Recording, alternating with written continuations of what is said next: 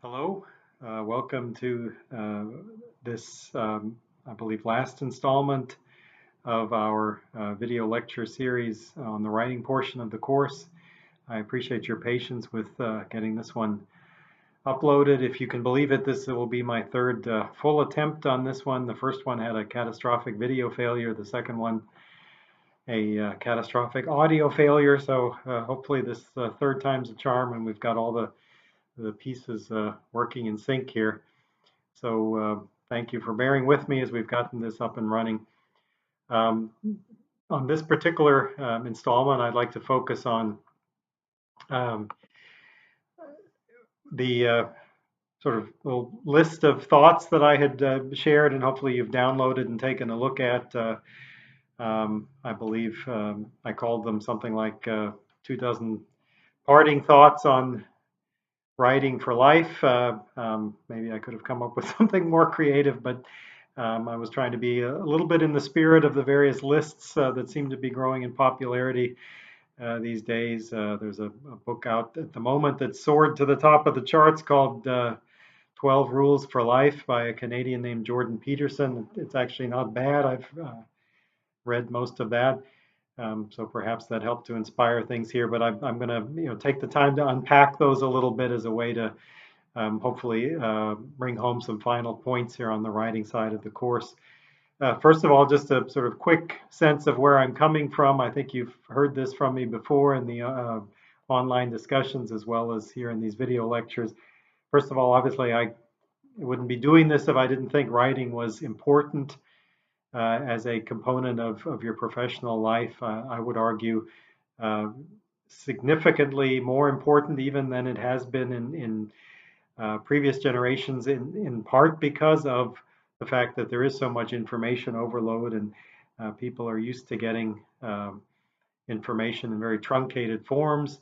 The disciplines of writing are not learned in the way that they perhaps were in the past. And so I feel like those who do uh, are able to write well actually have a leg up professionally and can use that very effectively. Second point I've been trying to make here repeatedly is that uh, everyone can improve as a writer. There's no sort of inborn talent that you either have or you don't. Writing, like so many other skills, is something that you can improve in through practice, and that leads to my final sort of overarching point, which is that the way you improve as a writer is at some level no different than the way you improve at anything that you want to do, which is by repetition, which is by studying what others do well, which is by following um, uh, a certain set of rules and tips. It's one of the reasons I've been attracted to the approach that Roy Peter Clarke takes in the readings we've had on in this semester. He doesn't mystify writing as some great inborn talent. He basically treats it as something that if you understand a certain toolkit and work on repetitively, you can get better and better at. And that's certainly my view. So in the spirit of all that, that's where these 2 dozen parting thoughts are coming from. And I just wanted to take a little bit of time here, maybe the next 20 minutes or so, to unpack those a little bit as hopefully a somewhat entertaining way to wrap things up here on the writing portion of the course. So the first three or four thoughts that I shared on my little 2 dozen thoughts have to do with kind of laying the foundation for writing well and treating it as a discipline across your entire professional life. And it's not by accident that my number one admonition or suggestion is simply to read widely, diversely, to read fiction, to read nonfiction. It's no different than someone who wants to get better as a visual artist going to the museum to appreciate paintings that have stood the test of time. The same goes for writing. The more you read, and the more you kind of study why it is that a piece of writing, something that you've enjoyed, is actually good, why you liked it, why you learned from it. Was it the structure? Was it the way the arguments were worded? Was it the vocabulary? Was it the anecdotes? What was it about a particular piece of writing that was powerful? By sort of looking at it in that way and attempting to emulate it, that's a terrific way to get better yourself as a writer. And I deliberately include fiction there as well as nonfiction, even though presumably most of you are going to be professionally focused on nonfiction. You can actually learn a lot from a good work of fiction, and I would make sure that's always a part of your list, your reading list. Uh, just to give an example, I probably learned more about what the nature of the North Korean regime is from the inside out by reading a novel that came out a few years ago called The Orphan Master's Son. The author is a professor at Stanford, but spent a significant amount of time in North Korea, spent a lot of time talking to refugees and escapees from North Korea, and so it's very much grounded in reality and is able to have an impact that no article in Foreign Policy or Foreign Affairs ever could have, in my view. And so, in that sense, fiction is a learning experience as well, even in our fields of international and security policy. Number two, uh, just as importantly in many ways, listen. Listen carefully, listen again diversely, challenge yourself in terms of who you listen to. Get beyond the opening statement, get beyond people you agree with, and try to take in different arguments that challenge your own. Another tried and true way of making your own written work more interesting and meaningful, that it's not just reflecting your experience or your reading or your predispositions, but it's taking into account the views of others and rebutting them, learning from them, as the case may be. The third point, I think I say in the little list there, open the door to ideas by shutting the door to distractions and noise. I actually feel very strongly about the importance of that as a way to get yourself moving on a writing project. We tend to believe today, in today's world, that multitasking is appropriate, that it's the norm, that we all can do it. I actually think we're fooling ourselves in many cases, particularly where there are multiple screens involved. We end up in a situation where we're not doing any of those tasks as well as we could if we simply shut the world out and focused on the matter at hand. And with writing, that involves a little bit of a lead in as well. It means taking some time before you actually start banging the keyboard or picking up the pen to get your head in the right place, to think through what you're trying to say. So allow yourself that solitude, whether it is in a quiet room, whether it's sitting on the beach or riding in an airplane, whatever it takes to get yourself, sort of cut off from things going on around you, will make the task a lot more straightforward. And then number four, when you're giving yourself that freedom, you're going to be more inspired. You're going to have ideas. You're going to flesh out your thoughts. Give those a chance. Give them a careful examination. Build on what you're learning. Put it down on paper. Look how it reads and sounds, and then build it out.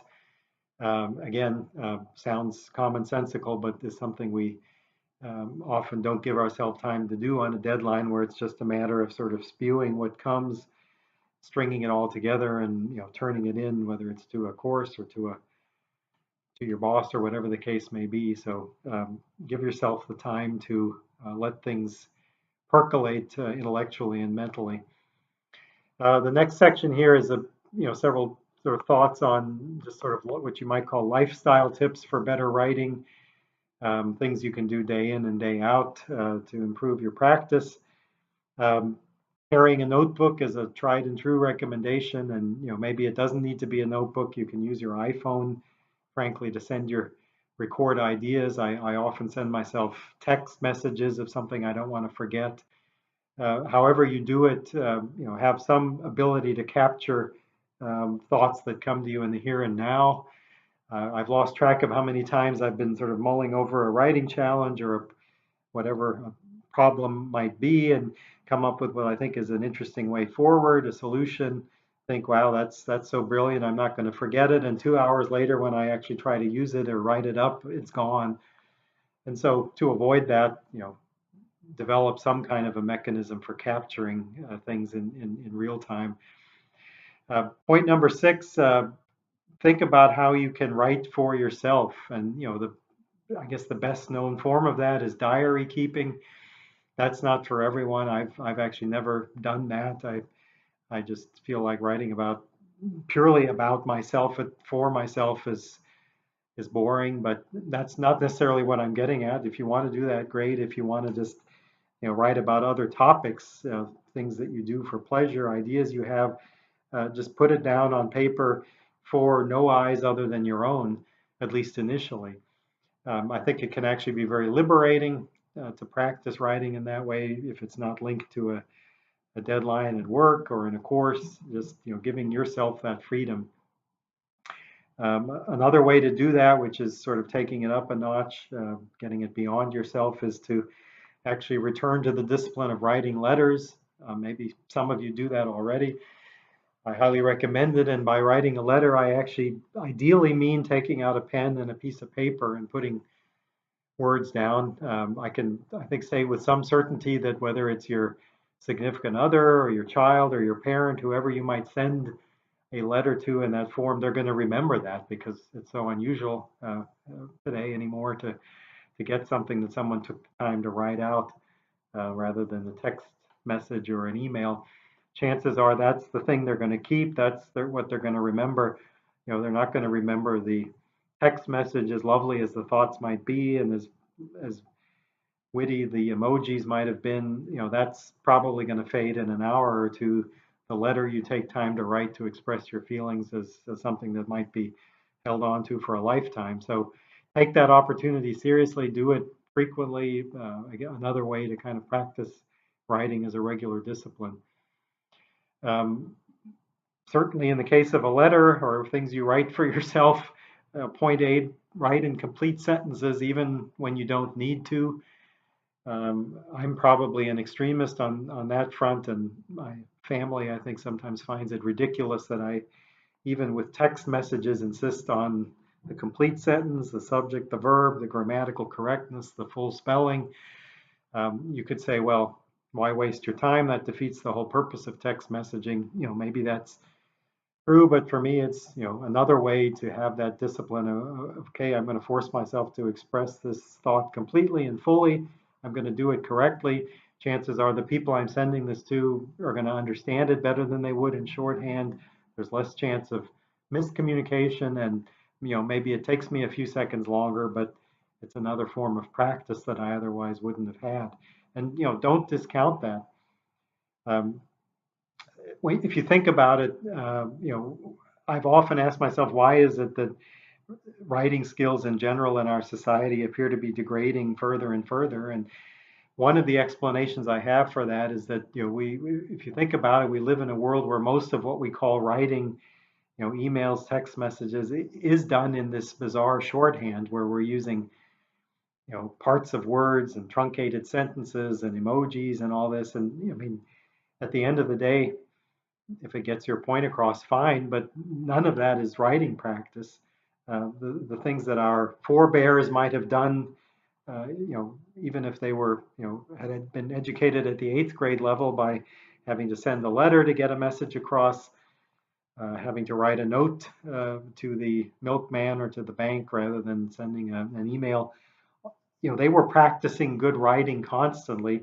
We practice it almost never. And so, why are we then surprised that, professionally and elsewhere, we're less good at it than the previous generation? So how do you reverse that? You sort of go against the grain and, try to, like I said, write in complete sentences even when you don't need to. Point number 9, another kind of strange one that requires a little explanation. That's when I'm suggesting you keep what you write virtually and physically. Virtually, it's pretty easy to do. It doesn't take up space on your laptop or whatever your device is. Even physically, I mean, none of us are writing encyclopedias, so it's not that big a deal to sort of save physical products of written work. Why is that important? Well, a couple of reasons. First of all, you are allowed to plagiarize from yourself, and so by doing that, uh, you actually give yourself a repository that you can draw on in the future if you're working on a project that might draw on similar content. Why not reuse what you've done before if it's appropriate? Another good reason is to sort of help improve your self-esteem by looking at your development as a writer and as a thinker over time. And really, the only way you can do that concretely is to look at what you were doing, what you were writing, what you were trying to convey, your thoughts, whether it was a month ago or a year ago or 10 years ago. In most cases, that can be a real boost. You may cringe when you first see something and say, well, I can't believe I actually believed that, or I can't believe I wrote that poorly. But once you get over that, it's actually a positive feeling to think, okay, well, I've moved on, I've learned something, I'm better at it now. So again, keep it in mind, keep open the possibility of holding on to things rather than constantly pitching them and assuming you'll never get anything from it. That leads to my next point, which is what I say there is, compare your writing to your writing.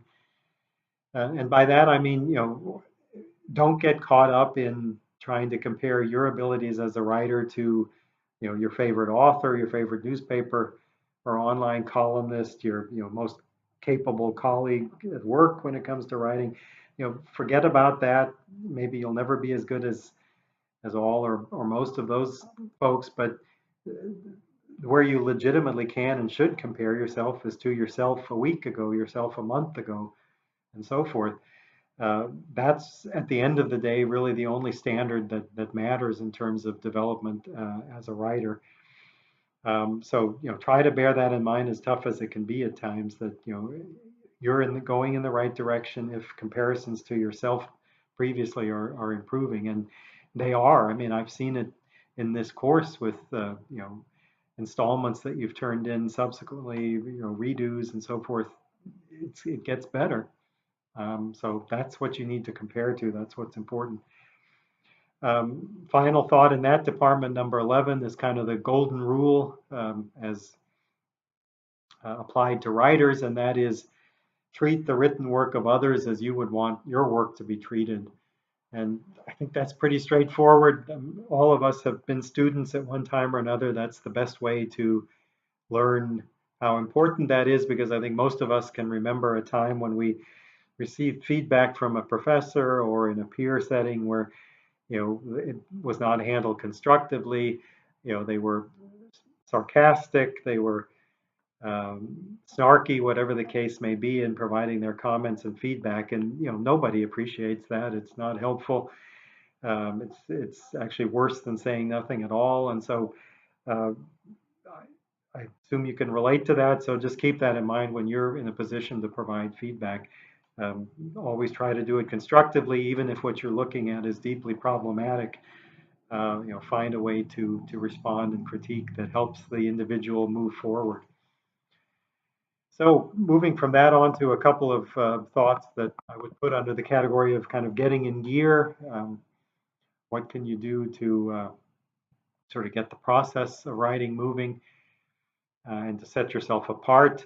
I throw one in there, number 12, that I call challenge the crowd. It's kind of counterintuitive, so let me spend a moment on that.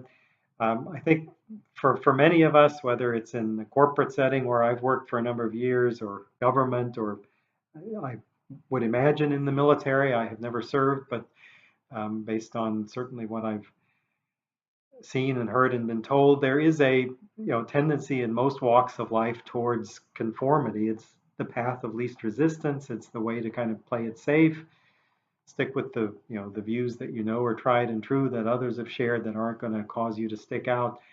The trouble with that from the standpoint of writing is exactly that. You're not going to stick out. It's going to reduce your chances to really distinguish yourself.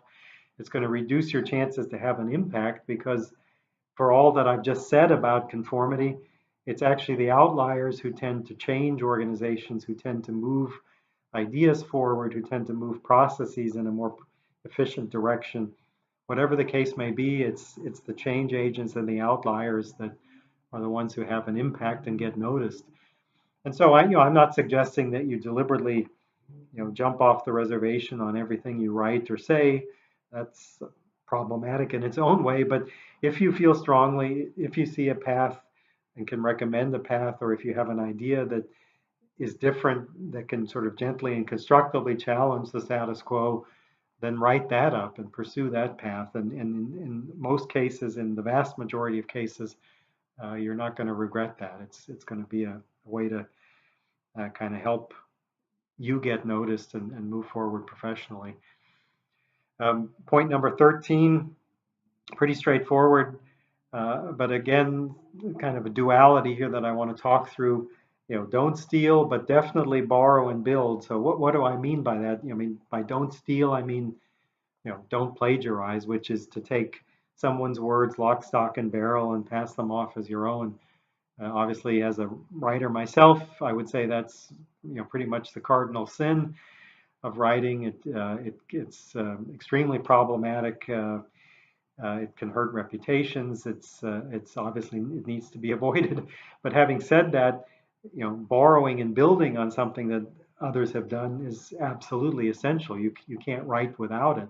So why I bring this up is because I think people get very caught up in, okay, I've got to say something original. I've got to be the first person to ever express this thought, and you're not going to be. Henry Kissinger is not the first person ever to express most of what he's written about international affairs. He's learned his entire life. He's built on philosophical ideas. He's built on case studies. He's applied them elsewhere. He's expanded their reach. He's added new dimensions to them. He's borrowing and building. But I could use any number of other examples. There, at the end of the day, is very little that's new under the sun. So you are going to be inspired by work of others, learn from the work of others, and then adapt and build on that. If you use it outright, all you have to do is quote it and attribute it, and you're home free. But never get into this mode of thinking that if something I'm saying is sort of remotely similar to what's already been said, that I don't need to, that I failed. I mean, absolutely not. It's about moving things in new directions and building on it. Related to that, you've heard me say this already, and I'll say it again. Outlining is a great way of getting in gear and moving forward. Anything bigger than 3 or 4 paragraphs, it's worth doing. These are your key points. It'll help you to get the logic flow down in black and white, and then what do I have to build on those points? How does it all fit together? It helps you to start a writing project feeling like you know where you're going, which means you're more confident, which means you're more fluid as you're putting complete sentences on paper and moving forward. So start with that outline whenever possible. Okay, what can you do to try to practice some more? I suggest here as one of these ideas, start a blog, post ideas or opinions regularly on some forum. The nice thing there is you get to control, in most cases, who sees it. If it's a blog you're writing online, you can control who you send the link to. And so it's a way to kind of, as your confidence builds, you can build your audience. And do it about things you want to write about, not things you have to write about, which is the next point. Get beyond your own expertise, beyond your working life. Write about things that you care about or you feel you're good at outside your job, outside a university environment. A hobby, a particular interest, anything that inspires you. Use that as your subject matter. If it gets you writing, it's helping you in everything else you're going to be trying to write about. Comment online when you read something that moves you. Again, it's just a way in the course of your daily life to practice writing. Most of us have forums and blogs that we like to go to, online journals. They almost always have comment sections. Use it, particularly if you're truly, inspired, in the sense of agreeing, or bothered in the sense of disagreeing. When the emotions are fresh, capture what it is that you like or you don't like, put it in a comment and post it. And use complete sentences, do all of that. You've just practiced. The only things I would say, and I put this in a separate point, is Make your comments short and sweet, complete sentences, try to express yourself clearly, and by all means sign your own real name. Why is that important? I think it's my effort to try to encourage all of us to avoid the trolling phenomenon, which I think is the biggest problem online. Own your ideas, own what you're trying to say, whether it's positive or negative. It's actually going to improve the quality of your writing. I've rarely seen a brilliant troll in any comment section. Chances are, if they were truly that brilliant and thoughtful, they wouldn't need to be writing under a pseudonym. So don't be that person. Write under your own name and do it clearly. Think about writing a letter to the editor, kind of taking it up a notch from online. Whether it's your local newspaper, your big city paper, or even one of the nationals like Washington Post, Wall Street Journal. You'd be stunned how much greater your chances are of getting something published as a letter to the editor as opposed to writing an opinion piece and submitting it. So few people do it anymore, letters to the editor, that newspapers, they're very grateful to see them. Your chances of actually appearing in print are, I would argue at least 50-50, certainly at the local level, if not higher. So give that a shot. It's really cool to see your ideas and your comments in writing in that format. And then finally, in that section, I think I've already said this, right when your feelings are fresh about something. But if you feel like maybe there's some danger, you've crossed the line, that you've been too emotional or angry or over the top in the way you've worded things, sleep on it for a night, look at it the next morning. It's still not going to be too late to submit electronically or otherwise. Take that cooling off period and then go back and look at what you've written. Often, in general, a good way to proceed. So finally, we're in the home stretch here. Some final thoughts on practicing further and looking for opportunities. I'm serious when I say think about volunteering for extra writing assignments at work. Maybe that sounds painful initially, but if you're doing some of these other things and you're becoming sort of a more frequent and loose and confident writer in general, then why not give it a shot to step up for things at work that you otherwise might try to avoid. It's bound to make an impression on those who are evaluating your performance. So consider stepping up.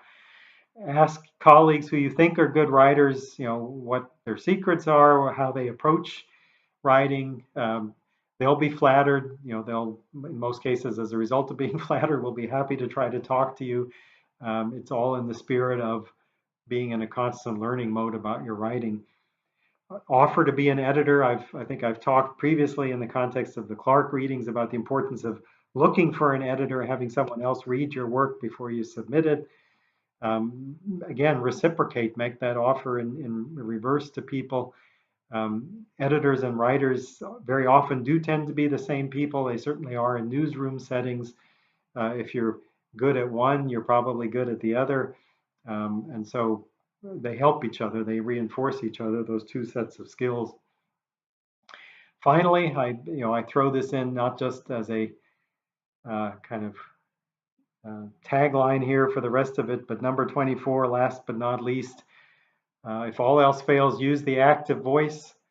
It's kind of like the advice that some people give you that, it's always good to stand up straight and pull your shoulders back, even if you're having a miserable day and you're feeling worn down or beaten down.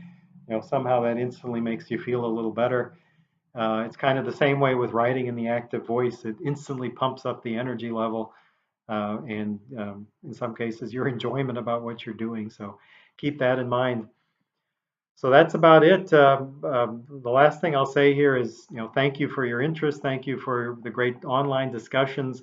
Anything that I've said today or elsewhere that you'd like to follow up on, either with the group online or one-on-one by email or phone with questions, by all means do that. And feel free to do that, even after the course ends. I think I'd be a hypocrite after I've encouraged you to seek out editors, to seek out mentors and so forth in writing. If I said, okay, I never want to hear from you again, please, regard me as someone that you can, treat as a sounding board for questions about writing, for pieces you want comment on, well beyond the confines of this course, I actually would be very happy to provide that. So anyway, with that, I want to draw things to a close here, and hopefully this time, like I said, the third time's a charm, and we've got a take here. Looks like things are working, and I can upload this here still tonight. So again, thanks for your patience. Thanks for all the work on this course. I've enjoyed it. Hope you have as well, and see you next time. Take care.